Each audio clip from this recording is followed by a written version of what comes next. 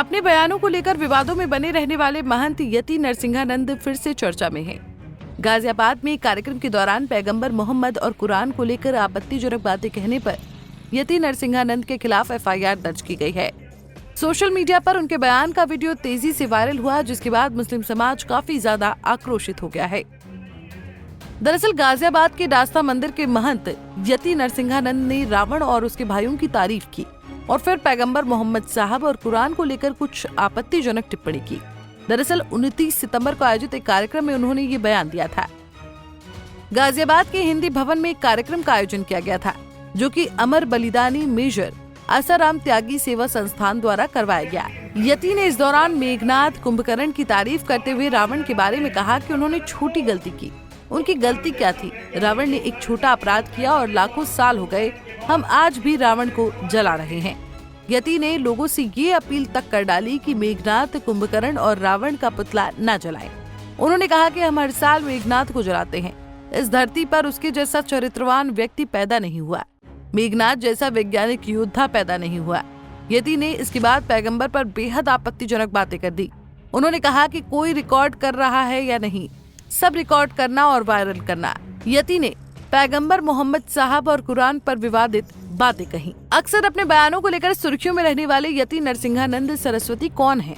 अब तक उनके बहुत सारे बयानों पर बवाल मच चुका है, लेकिन जानिए कैसे मेरठ के किसान परिवार में जन्मा दीपक त्यागी संत बन गया। दरअसल 1969 में मेरठ के एक किसान परिवार में जन्मे यति नरसिंहानंद सरस्वती का असली नाम दीपक त्यागी था। हापुड़ के ताराचंद इंटर कॉलेज से शुरुआती पढ़ाई पूरी कर वो 1979 में केमिकल टेक्नोलॉजी की पढ़ाई करने मॉस्को चला गया। उन्होंने मॉस्को में 1994 में इंजीनियरिंग की डिग्री हासिल की और वहीं नौकरी करने लगे। लेकिन 1997 में मां बीमार पड़ने पर वो स्वदेश लौट आए और यहीं के होकर रह गए। उसी दौरान भाजपा नेता स्वर्गीय बीएल शर्मा के संपर्क में आने से उनके जीवन में बड़ा मोड़ आया और उसके बाद उन्होंने परिवार छोड़ दिया। उसके बाद सांसारिक जीवन छोड़कर सन्यासी जीवन अपनाते हुए उन्होंने अपना नाम दीपक त्यागी से बदलकर दीपेंद्र नारायण सिंह रख लिया था।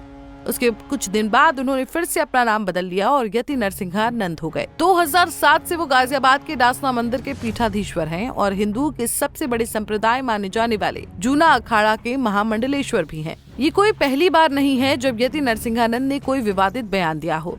इससे पहले भी वो कई बार इस तरीके से मुसलमानों के खिलाफ बोल चुके हैं। बता दें कि शिव शक्ति धाम दासना के महंत यति नरसिंहानंद सरस्वती पूर्व राष्ट्रपति एपीजे अब्दुल कलाम के खिलाफ भी गैर मर्यादित बयान दे चुके हैं और मौजूद केंद्र और राज्य सरकार पर भी वो अक्सर हमलावर होते रहे हैं। इतना ही नहीं, दासना मंदिर में प्रवेश के दौरान एक बच्चे की पिटाई के बाद भी महंत काफी दिनों तक मीडिया की सुर्खियों में रहे। वो धर्मांतरण को लेकर भी अक्सर तीखे बयान देते रहे हैं। एक बार दिल्ली में प्रशासन की अनुमति के बिना आयोजित हिंदू महापंचायत में यति नरसिंहानंद ने कथित तौर पर हिंदुओं को अपना अस्तित्व बचाने के लिए हथियार उठाने की नसीहत दे डाली थी। इसके अलावा दिल्ली में प्रेस क्लब में विशेष धर्म को लेकर उनकी आपत्तिजनक टिप्पणी भी चर्चाओं में रही थी। हरिद्वार में 2022 में आयोजित धर्म संसद में विवादित बयान देने पर यति नरसिंहानंद सरस्वती की गिरफ्तारी हुई थी। शिव शक्ति धाम दासना के महंत यति नरसिंहानंद सरस्वती दिल्ली में भाजपा के सांसद रहे बीएल शर्मा को अपना गुरु मानते हैं। उन्हीं की प्रेरणा के बाद यति नरसिंहानंद की सोच बदली और सांसारिक जीवन छोड़कर भगवा चोला धारण कर लिया था। यति नरसिंहानंद को अखिल भारतीय संत परिषद का राष्ट्रीय संयोजक भी बताया जाता है। इसके साथ ही वो हिंदुओं के सबसे बड़े जूना अखाड़ा के महामंडलेश्वर भी हैं। हिंदू स्वाभिमान संस्था के अलावा वो धर्म सेना का गठन भी कर चुके हैं। धर्म सेना का गठन महंत ने हिंदू युवाओं की आत्मरक्षा के प्रशिक्षण के लिए किया था, लेकिन अब यति नरसिंहानंद एक नए विवाद में फंसते हुए नजर आ रहे हैं। हालांकि सामाजिक सौहार्द बिगाड़ने के मामले में पुलिस ने अब एफआईआर दर्ज कर ली है। Bureau report, Punjab Kesari TV.